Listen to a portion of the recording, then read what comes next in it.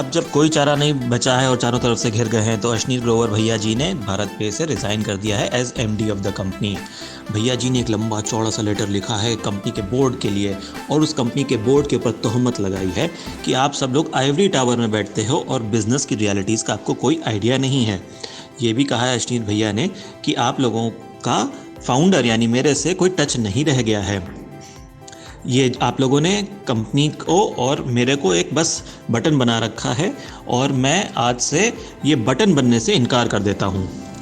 भैया जी ने बड़े गुस्से में ये लेटर लिखा होगा। लिखा है फंडामेंटल फैक्ट है, मतलब बाकी सारे तो फैक्ट बेकार हैं, ये फंडामेंटल फैक्ट है कि आप जो इन्वेस्टर्स हो इस कंपनी में वो बड़े ही दूर हो रियल बिजनेस इश्यूज से, और आप लोग भूल गए हो कि रियल बिजनेस इश्यूज क्या होते हैं, कैसे दिखते हैं और कितनी मेहनत लगती है कंपनी को बनाने में, खड़ा करने में।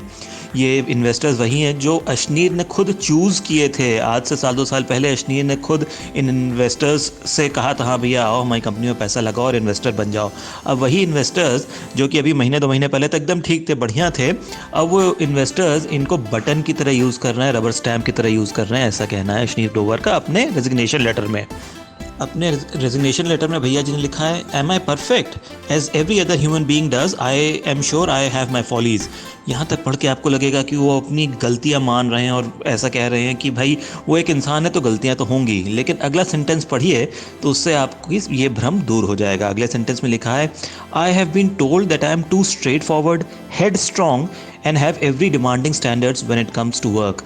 मतलब कि वो तारीफ कर रहे हैं अपनी कि वो ह्यूमन बीइंग एकदम परफेक्ट शायद होंगे और बड़े डिमांडिंग स्टैंडर्ड्स होते हैं उनके जब काम के क्षेत्र में बात आती है, और वो स्ट्रेट फॉरवर्ड हैं, बड़े ही हेड स्ट्रॉन्ग है, बड़े। वो अपने रेजिग्नेशन लेटर में ये भी लिखते हैं कि आई हैव नर्चर्ड भारत पे एज माई बेबी।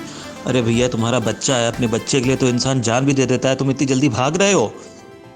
उन्होंने अपने रेजिग्नेशन लेटर में ये भी लिखा है कि जिन लोगों ने मेरे साथ काम किया हुआ है उनको पता है कि चाहे जितनी भी दिक्कतें आए मैं काम पूरा कंप्लीट करता हूँ और बड़े से बड़ा टास्क अचीव करता हूँ। ये भी लिखा है कि मैं आईआईटी दिल्ली से पढ़ा हुआ हूँ और आईएम अहमदाबाद से पढ़ा हूँ, the best of what Indian education has to offer. भैया जी जिस तरह से आप कोटक एम्प्लॉय के साथ माँ बहन की गाली कर रहे थे, आपकी एजुकेशन और फैमिली बैकग्राउंड का तो पता लोगों को वहीं पे लग गया था। अशनीर ग्रोवर की वाइफ माधुरी जैन को अभी 2 दिन पहले निकाल दिया गया था कंपनी से।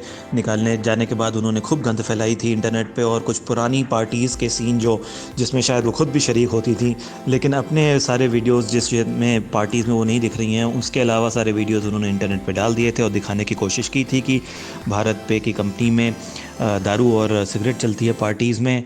और अब अशनीर के पास जब कोई चारा नहीं रह गया, उनके ऊपर एक फुल फ्लेज्ड इन्वेस्टिगेशन चल रही है। आपको पता होगा कि उन्होंने 2 मकान खरीदे 2021 में, दोनों की कीमत करीब 30 करोड़ रुपए थी, और ये पता नहीं लग पा रहा है कि 30 करोड़ और 30 करोड़ यानी 60 करोड़ रुपए कहाँ से आए थे अशनीर के पास। तो ये इन्वेस्टिगेशन चल रही है और बहुत सारी चीज़ों का खुलासा होगा।